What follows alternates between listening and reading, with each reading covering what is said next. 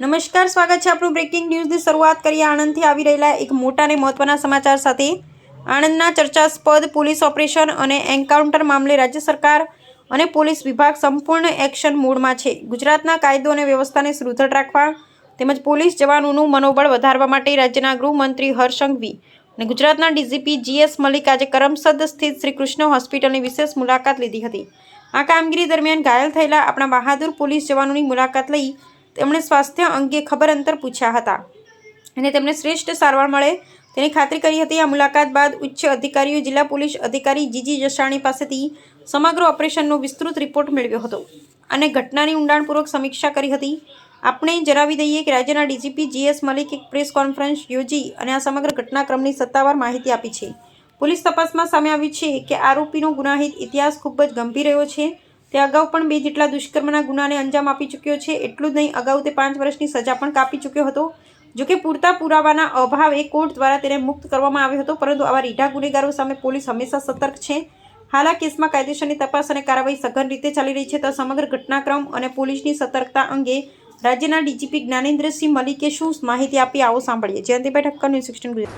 एक Vasad railway station ઉપર એક બાળકી જે લગભગ 4.5 વર્ષની હતી એને એક માણસ સુરેશ વિઠ્ઠલભાઈ પરમાર લઈને અપહરણ કરી અને પછી એમની સાથે બળાત્કાર કરી, બ્રુટલી એને મર્ડર કરી અને રેલવે સ્ટેશન ઉપર એને નાખી દીધા હતા। એના સીસીટીવી ફૂટેજ રેલવે પોલીસ પાસેથી મેળવ્યા। ત્યાં સીસીટીવી લાગેલા હતા। આરોપી આઈડેન્ટિફાઈ થઈ ગયા હતા। તો એક આપણા જે ટીમ છે આણંદ પોલીસની એલસીબી અને 2 પોલીસવાળા એની સાથે હતા। આણંદ પીએસઆઈ મિસ્ટર રાણા અને 2 પોલીસવાળા જે એએસઆઈ મહિપાલસિંહ અને કોન્સ્ટેબલ રાજવીરસિંહ એમને લઈને જતા હતા।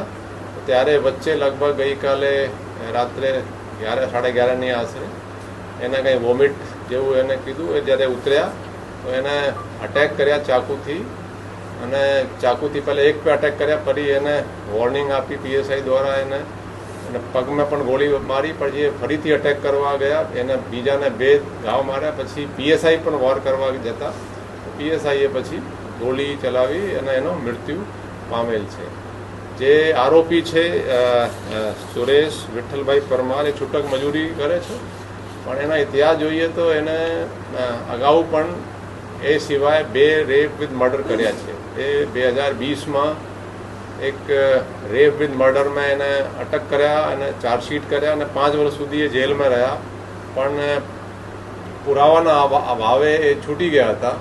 પછી ફરીથી એને એક લેડીના રેપ વિથ મર્ડર કર્યા, એ પણ ગુનો દાખલ થયો છે અને આજે છે જે બાળકીના છે એનો 3જો એ રેપ વિથ મર્ડર કેસ છે।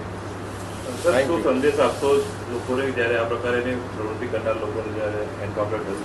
નહીં, પોલીસ તો કડકાઈથી જ કામ કરશે। જે ગુનેગાર જે છે, હવે પોલીસ તમે જોઈ શકો છો કે આપણે પોલીસને હું પણ સંદેશ આપું છું કે ગુનેગારોને થોડું કાયદાનો અને પોલીસને થોડું બીક હોવી જોઈએ। આ રીતેની પોલીસ કાર્યવાહી કરી રહી છે।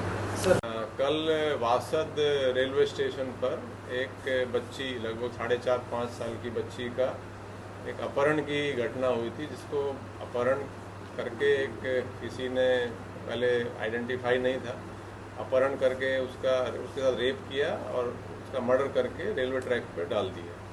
जो बॉडी जो मिली तो उसमें रेप कंफर्म हुआ और मर्डर का। तो सीसीटीवी जो रेलवे स्टेशन पे लगे हुए हैं उससे आरोपी की आइडेंटिफिकेशन हुई।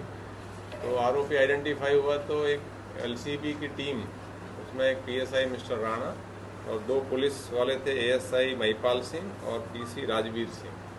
ये जब आरोपी को लेके जा रहे थे तो बीच में उस आरोपी ने कहा कि मुझे थोड़ा वोमिट आ रहा है, तो उसको जैसे उतारा तो उसने पहले एक पुलिस वाले पे चाकू से हमला किया, उसको वार्न किया, उसके पैर में गोली मारी, उसने फिर से उस पर वार किया। दूसरे पुलिस के 2 उसको भी चोटें लगी हैं।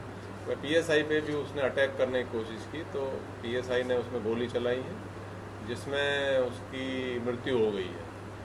ये जो आरोपी है सुरेश विठ्ठलभाई परमार, इसका जो हिस्ट्री है ये 2020 में भी रेप विद मर्डर के केस में इसको पकड़ा गया था। ये लगभग 5 साल जेल में रहा।